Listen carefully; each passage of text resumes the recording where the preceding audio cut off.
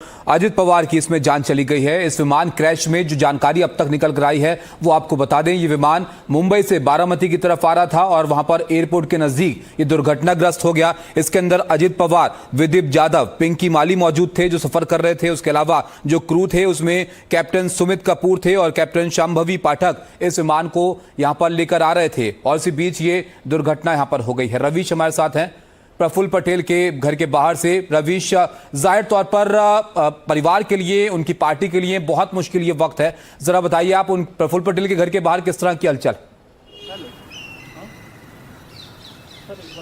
जी बिल्कुल ताबिश, क्योंकि एक बहुत बड़ी घटना है। अजीत पवार बहुत ही कद्दावर एक सियासी नेता माने जाते थे, 5 बार के डिप्टी सीएम रह चुके हैं महाराष्ट्र के। और प्रफुल्ल पटेल जो कि अजीत पवार की पार्टी के अभी अध्यक्ष हैं ये, और पूरा जो पार्टी का काम है वो यहाँ पर देखते हैं। हालांकि अभी प्रफुल्ल पटेल यहाँ से निकलने वाले हैं, कुछ देर के बाद में हो सकता है कि वो प्रतिक्रिया दें कि आखिर, लेकिन निश्चित तौर पर अभी जो सूत्रों के हवाले से खबर आई है कि तमाम सारे जो पार्टी के कार्यकर्ता हैं उनमें एक शोक की लहर दौड़ गई है। आप देख सकते हैं कि इस वक्त प्रफुल्ल पटेल के घर पर काफी सारी हलचल होती रही है, लेकिन सारे लोग अभी फिलहाल अंदर हैं और एक जो है वो आपस में बातचीत कर रहे हैं, क्योंकि किसी के लिए भी इस घटना को उस तरीके से समझ पाना बहुत मुश्किल है। क्योंकि अजीत पवार जो है वो इस पूरे पार्टी के दादा के नाम से वो मशहूर थे। और अभी जो भी लोग यहाँ प्रफुल्ल पटेल के घर पर आए हैं उनसे हम लोगों की जो बातचीत हुई है उसमें यही कहना है कि लोगों को अभी भी ये उम्मीद इस तरीके की नहीं थी कि ऐसी बड़ी जो घटना है वो हो जाएगा। अजीत पवार के वो भतीजे हैं और कई सालों से वो महाराष्ट्र की राजनीति में उनका एक बड़ा कद्दावर एक नाम है। बारामती में आज जैसे ही सुबह प्लेन क्रैश की खबर आई तो कार्यकर्ता और खुद प्रफुल्ल पटेल अभी कुछ देर के बाद में हो सकता है मीडिया से बात करें।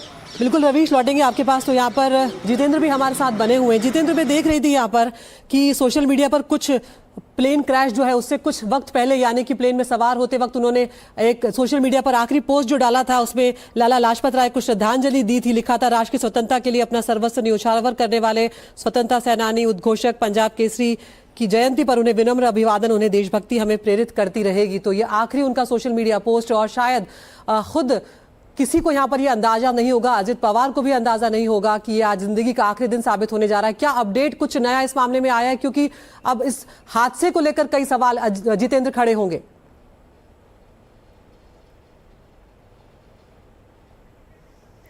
जितेंद्र, आप अनम्यूट कीजिए। जी हाँ, बिल्कुल, हादसे को लेकर सवाल खड़े होने शुरू हो चुके हैं और सबसे पहला सवाल उठाया है कांग्रेस के नेता नितिन राउत ने, जो कि पूर्व मंत्री भी रह चुके हैं। और उनका कहना है कि ये जो इंसिडेंट हुआ है ये कोई हादसा नहीं बल्कि ये साजिश हो सकती है अजीत पवार को मारने की, उनकी हत्या करने की, और इस मामले की पुख्ता जांच सरकार को करानी चाहिए। तो ये एक बड़ा मैं आपको रोकूंगी कुछ क्षणों के लिए, क्योंकि ये बहुत ही संवेदनशील वक्त है। क्या वजह हो सकती है नितिन राउत के इतनी बड़ी बात कहने की यहाँ पर जितेंद्र, कि वो इस जो दुर्घटना यहाँ पर हुई है उसे वो साजिश करार दे रहे हैं? क्या वजह लगती है? देखिए, इन्होंने वजह की बात नहीं बताई है अभी कि क्या आधार है उनके इस आरोप का, इस बयान का, लेकिन उनका कहना है कि वजह साफ हो पाएगी जब सरकार इसकी साजिश के एंगल से जांच करवाएगी। तो उन्होंने यही दरखास्त की है महाराष्ट्र के मुख्यमंत्री, जो कि गृह मंत्री भी हैं राज्य के, कि इस पूरे मामले की जांच एक साजिश के एंगल से भी होनी चाहिए और यह पता करवाना चाहिए कि क्या अजीत पवार को मारने की ये कोई साजिश थी जिसकी वजह से ये विमान दुर्घटनाग्रस्त हुआ, या इस साजिश को दुर्घटना की शक्ल दी गई। तो ये एक बड़ा बयान नितिन राउत की तरफ से आया है। इन्होंने अब से कुछ देर पहले नागपुर में बात की हमारे सहयोगी संजय तिवारी से, जहां पर उन्होंने इस तरह का ये आरोप लगाया। जितेंद्र भी हमारे जितेंद्र, एक और चीज आप यहां पर बताइए कि फिलहाल अस्पताल में क्या स्थिति है, वहां पर किस किस की मौजूदगी है और इससे आगे अब यहां पर कैसे चीजें जो है वो बढ़ाई जाएंगी? जी हाँ, बिल्कुल, देखिए, अब अस्पताल में सबसे पहले तो जो स्थानीय कार्यकर्ता एनसीपी के थे वो वहां पर मौजूद हैं। परिवार के बाकी के सदस्य, जैसे कि जो उनकी पत्नी सुनेत्रा पवार और बहन सुप्रिया सुले, ये लोग तो दिल्ली में थे जैसा कि मनोरंजन भारती जी ने बताया, और वहां से निकल रहे हैं। लेकिन जो बारामती में ही इनका परिवार रहता है, बाकी के सदस्य जो रहते हैं वो लोग भी वहां अस्पताल में पहुंचे हैं। बड़े पैमाने पर अस्पताल में कार्यकर्ताओं की भीड़ वहां पर पहुंच रही है। इसके अलावा पुलिस प्रशासन के लोगों की भी मौजूदगी है और एक बार जब सुनेत्रा पवार वहां पर पहुंच जाएंगी, सुप्रिया सुले पहुंच जाएंगी, तो फिर आगे की जानकारी दी जाएगी कि कब उनका अंतिम संस्कार किया जाना है। एक बात और बताइए, क्योंकि जो तस्वीरें हम देख रहे हैं बहुत भयावह हैं, जिस तरह से एम्बुलेंस के जरिए वहां पर ले जाया गया लोगों को, क्या इन लोगों को ब्रॉड डेड वहां पर लाया गया अस्पताल में, या हादसे के बाद गंभीर चोटें इनको आई थी जब अस्पताल लेकर जा रहे थे?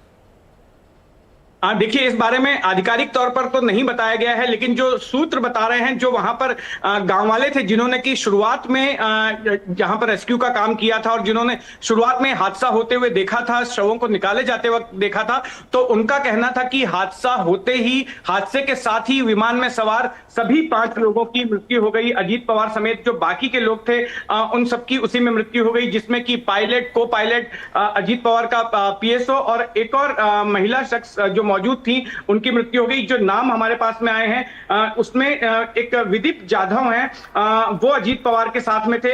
इसके अलावा पिंकी माली ये उनके साथ में थी। इन 3 लोगों के अलावा पायलट और को पायलट, ये कुल मिलाकर 5 लोग इस विमान हादसे में हताहत हुए हैं।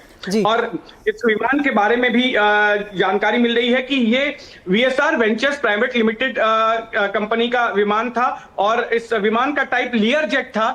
लियर जेट टाइप का ये विमान था और वीएसआर वेंचर्स इस विमान के मालिक थी। बिल्कुल जितेंद्र, ये भी जानकारी जरूर पता लगाइएगा कि कितना पुराना ये विमान था, मेंटेनेंस को लेकर क्या कोई सवाल इस विमान को लेकर उठ रहे हैं, इस बारे में कोई जानकारी? जी बिल्कुल, देखिए ये वो विमान था जिसको कि इससे पहले भी अजीत पवार, जो बताया जा रहा है कि पहले भी इस्तेमाल कर चुके थे, और जब महानगर पालिका चुनावों के दौरे होते थे तो उस दौरान भी कई बार उन्होंने एक शहर से दूसरे शहर जाने के लिए इस विमान का इस्तेमाल किया था। और आमतौर पर चूंकि एक साथ 29 महानगर पालिकाओं के चुनाव हो रहे थे और कई जगहों पर चुनावी रैलियों को संबोधित करना था, तो ऐसे में सड़क मार्ग के बजाय वे हवाई यातायात प्रेफर करते थे, चाहे पुणे से कोल्हापुर जाना हो, कोल्हापुर से धाराशिव जाना हो या दूसरे ठिकानों पर जाना हो। तो ऐसे मौकों पर अजीत पवार चार्टर विमान का ही इस्तेमाल करते थे और इस बार भी ऐसा ही एक चार्टर विमान था जो उन्होंने मुंबई से बारामती पहुंचने के लिए लिया था। आज उनका चुनावी कार्यक्रम था। जब वो एयरपोर्ट पर लैंड करके उसके तुरंत बाद पास के एक गांव में वो एक चुनावी सभा को संबोधित करने जा रहे थे। जिला परिषद के चुनाव होने वाले हैं अगले हफ्ते में और उस चुनाव की सभा को संबोधित करना था। उसके बाद और भी चुनावी सभाएं थी, कुछ और लोगों से उनकी मेल मुलाकात होनी थी, लेकिन उससे पहले ही 8:45 बजे के करीब जब बारामती विमानतल पर ये उनका विमान, चार्टर विमान उतर रहा था, उसके पहले ही खेत में ये विमान गिर पड़ा। गिरने के बाद उसमें आग लग गई, जोरदार धमाका हुआ और जब आसपास के लोग रेस्क्यू के लिए पहुंचे तो उन्होंने देखा कि जो विमान में 5 लोग मौजूद थे उनकी हालत काफी बिल्कुल खराब थी। जितेंद्र, और